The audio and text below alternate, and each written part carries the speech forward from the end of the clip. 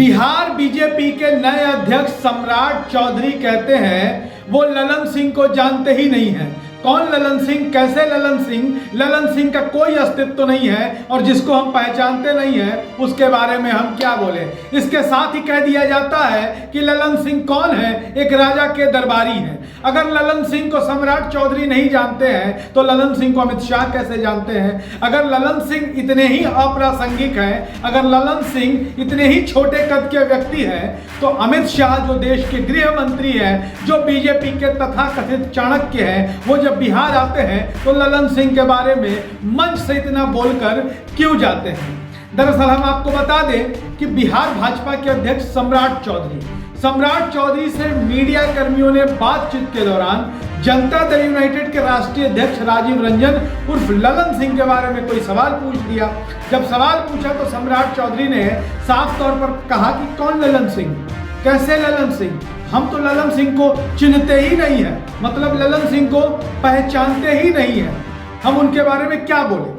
अब सम्राट चौधरी एक तरफ कहते हैं कि वो ललन सिंह को पहचानते ही नहीं है, दूसरी तरफ वो बोलते हैं कि ललन सिंह कौन है, एक राजा के दरबारी हैं। भाई जब आप ललन सिंह को पहचानते नहीं हैं तो ये कैसे कह देते हैं राजा के दरबारी हैं? सम्राट चौधरी कहते हैं कि ललन सिंह कौन है, ललन सिंह का कोई अस्तित्व तो नहीं है और जिसका कोई अस्तित्व तो नहीं है उनकी बातों का हम जवाब क्यों दें? एक तरफ वो ललन सिंह को पहचानते भी नहीं है, दूसरी तरफ ललन सिंह के अस्तित्व से इनकार भी कर देते हैं। भाई जब आप पहचानते ही नहीं है तो फिर उनके अस्तित्व की जानकारी आप कैसे रखते हैं? इसके बाद जब आते हैं अमित शाह, बिहार में सासाराम और नवादा में कार्यक्रम होना था, सासाराम में कार्यक्रम नहीं हो पाया, नवादा में कार्यक्रम होता है, अमित शाह वहां पहुंचते हैं। अमित शाह अपने भाषण में जमकर हल्ला बोलते हैं, खूब हमला बोलते हैं। अमित शाह अपने भाषण में 3 लोगों पर निशाना साधते हैं। अमित शाह के निशाने पर नीतीश कुमार बिहार के मुख्यमंत्री रहते हैं, अमित शाह के निशाने पर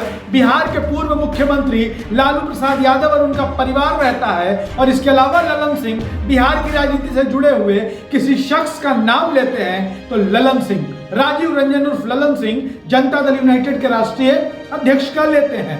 जो अमित शाह ललन सिंह का नाम लेते हैं, ललन बाबू कहते हैं अपने भाषण में, कहते हैं कि नीतीश कुमार और ललन बाबू सुन लीजिए, हमने दरवाजे बंद कर रखे हैं। अब उन्हीं ललन सिंह के बारे में सम्राट चौधरी कहते हैं कि वो उनको पहचानते ही नहीं है। हाँ, दरअसल हम आपको बता दें कि सम्राट चौधरी ये तक कहते हैं कि ललन सिंह पर बात कर वो अपना वक्त खराब करना नहीं चाहते हैं।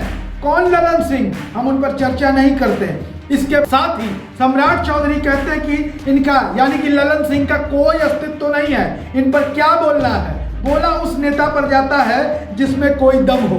सम्राट चौधरी कहते हैं कि ललन सिंह एक राजा के सिपाही हैं, इससे ज्यादा कोई राजनीतिक हैसियत ललन सिंह की नहीं है। दरअसल जब बात राजनीति में हैसियत किया जाती है तो कोई ऐसा राजनीतिक दल नहीं बचा हुआ है जहां पर व्यक्तिवाद ना हो। क्या भारतीय जनता पार्टी में नरेंद्र मोदी और अमित शाह से इतर कोई फैसला ले सकता है? जनता दल यूनाइटेड का भी वही हाल है। नीतीश कुमार वहां सुप्रीम बॉडी है, नीतीश कुमार के अलावा वहां कोई फैसला नहीं ले सकता।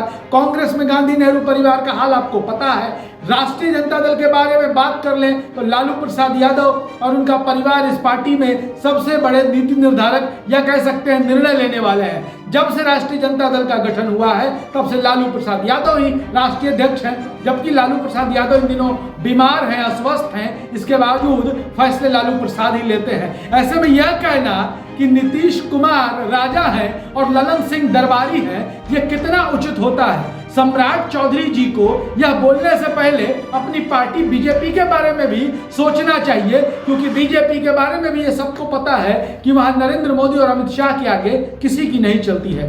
बिहार की राजनीति से जुड़े तमाम ऐसे ही पॉलिटिकल अपडेट्स और खबरों के लिए बने रहे हमारे साथ।